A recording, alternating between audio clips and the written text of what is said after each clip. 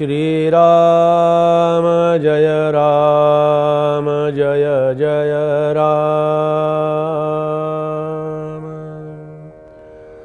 श्रीराम जय राम जय जय राम।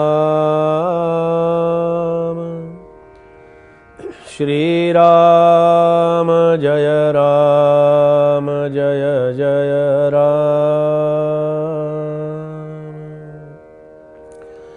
श्रीराम समर्थ श्रीराम। महाराजे चक्रवर्ती झाले आहेत पुढे होती,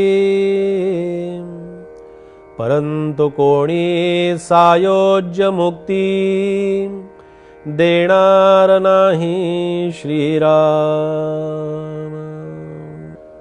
श्रीमद ग्रंथराज दासबोधातील संत स्तवनाचं चिंतन आपलं सुरू आहे आणि समर्थांनी असं म्हणलं की संत श्रीमंत आणि अतिशय उदार असतात, अतिशय दानशूर असतात, अतिशय संकल्पाविना दान करण्याची महती कला ज्ञान हे संतच आपल्याला देतात संकल्पाशिवाय। आपलं दान, आपलं देणं, आपला विचार हा संकल्पाने बांधलेला आहे। संकल्प याचा अर्थ काय? तर संकल्प याचा अर्थ की माझ्या मनातल्या कल्पनेने बांधलेला आहे। एक तरी काम आपण संकल्पाशिवाय करू शकतो का? नाही करू शकत, कारण संकल्प केल्याशिवाय कामच होऊ शकत नाही, करूच शकत नाही। हा व्यावहारिक भाग झाला। मला तुम्ही हे सांगताय खरं काम, पण त्याचा मोबदला संकल्प आला। मी करेन, मला जमेल, पण त्याचं पुढे काय? संकल्प आहे। मला या कामाची एवढी अपेक्षा आहे, संकल्प आहे। आणि संत सांगतात हा संकल्प व्यावहारिक जगापुरता मर्यादित ठीक आहे, पण माणसं परमार्थामध्ये असे संकल्प करतात, तो संकल्प संतांना बिलकुल मान्य नाही, संतांना अजिबात अपेक्षित नाही। संकल्पाविना आणि संकल्पाशिवाय जीवन जगणं याला खरं जीवन जगणं असं म्हणतात। रामकथा ब्रह्मांड भेदून पैलाड न्यावी हा समर्थांचा समर्थ विचार। ही रामकथा पैलाड न्यावी याचा अर्थ असा की मी स्वतः ती आचरणात आणावीच, पण दुसऱ्याच्याही आचरणात आणण्याचा मी प्रामाणिक प्रयत्न करावा, हा त्याच्या पाठीमागचा उद्देश आहे। म्हणून त्यांनी संतांनी दिलेलं आपल्याला असं वाटतं की खरं असं आहे दानाचं शास्त्र, आपण जेवढं दान करू ना तेवढं आपल्याकडची संपत्ती वाढत असते। पण तो प्रयोग करण्याची सुद्धा आमची मानसिक तयारी नसते। हो, आम्ही दान केलं आणि नाही मिळालं आम्हाला, म्हणजे मग काय करायचं? आम्ही दिलं आणि आम्हाला मिळालं नाही, आमच्याजवळ अशी आम्ही वस्तू दुसऱ्याला देत असतो की ज्या 4 वस्तू माझ्याकडे पडून आहेत, मी त्या वापरत नाहीये, मी अशा धूळखात पडलेल्या आहेत, त्याच्यातली एक वस्तू काढतो आणि त्याच्या वाढदिवसाला देतो बक्षीस, त्याच्या वाढदिवसाला भेट म्हणून देतो। करायचं काय? माझ्याकडे पडलेत 4 वस्तू आहेत माझ्याकडे, तुला एक देऊन टाकली। हे वाढदिवसाचं प्रेम आहे? हे कोणी शिकवलं? हे कोणी सांगितलं? हे कसं घडतं? हे कोण सांगतं? हे कोण शिकवतं?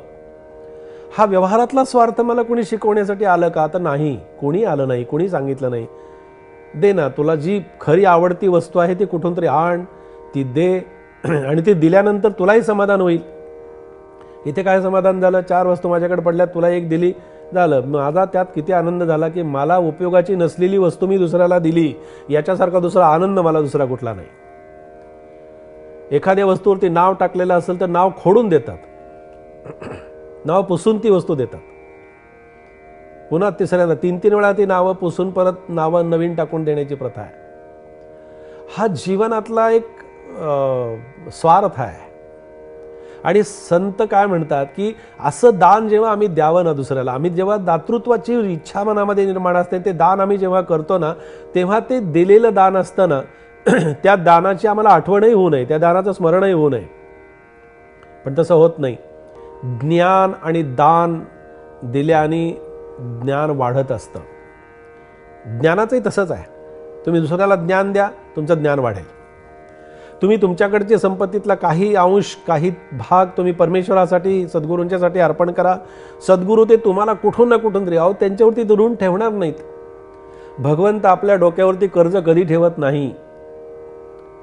सद्गुरू आपल्या डोक्यावरती आपल्या दानाचं आणि आपल्या दातृत्वाचं, दानाचं ओझं सद्गुरू डोक्यावरती कधीही ठेवत नसतात.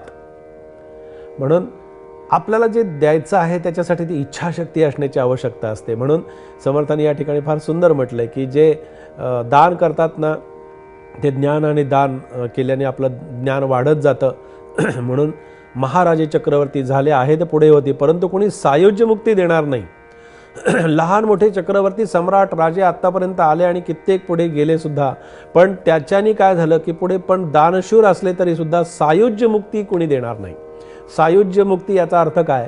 सआयुज्य म्हणजे जोडणं. वस्तू एकमेकाला जोडणं म्हणजे ती सायुज्यता झाली. आता ती जोडलेली वस्तू आहे ना, ती कधी ना कधीतरी तुटत असते. म्हणजे याचा अर्थ काय?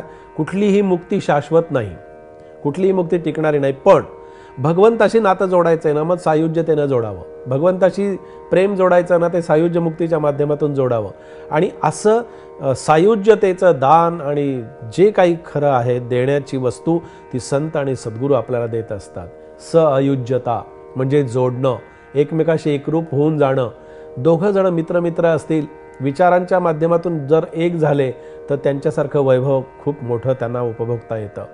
पण विचारांच्या मध्ये फारकत झाली की त्यांच्यामध्ये ते शत्रुत्व जागं झालं की सगळं केलेला संसार आणि केलेलं कार्य जे असतं ते एका क्षणात संपून जातं.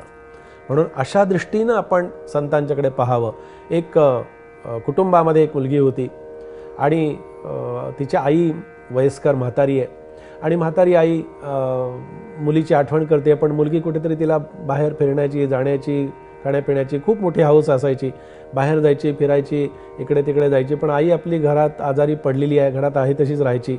एकदा ती अशीच फिरत ती मुलगी काश्मीरला गेली. तिथं गेल्यानंतर आईचा वाढदिवस आहे लक्षात आलं. गेली, एक शाल खरेदी केली आईसाठी आणि ती शाल आईला पाठवली. आईनं ती शाल घेतली आणि बघितल्यानंतर आईच्या डोळ्यात पाणी आलं आणि आईनं मुलीला पत्र लिहिलं की हे मुली, मला तुझी शाल नको आहे, मला तू हवी आहेस. आईचं प्रेम, आईचं हृदय, आईचं अंतकरण कसं असतं पहा. मला ही एवढी काश्मीरी आणि एवढी मोठी भारीची शाल मला नको आहे, मला तू हवी आहेस, तू हवी आहेस. तसा भगवंत आपल्या भक्ताला म्हणत असतो. संत आपल्या शिष्याला सांगत असतात, सद्गुरू आपल्या शिष्याला सांगत असतात, मला तुझी कुठली उपकरणं नको आहेत, मला फक्त तू हवा आहेस. अशी उपदेशाची आपल्याला शिदोरी या संत स्तवनाच्या माध्यमातून समर्थ या ठिकाणी देत आहेत. जय जय रघुवीर समर्थ.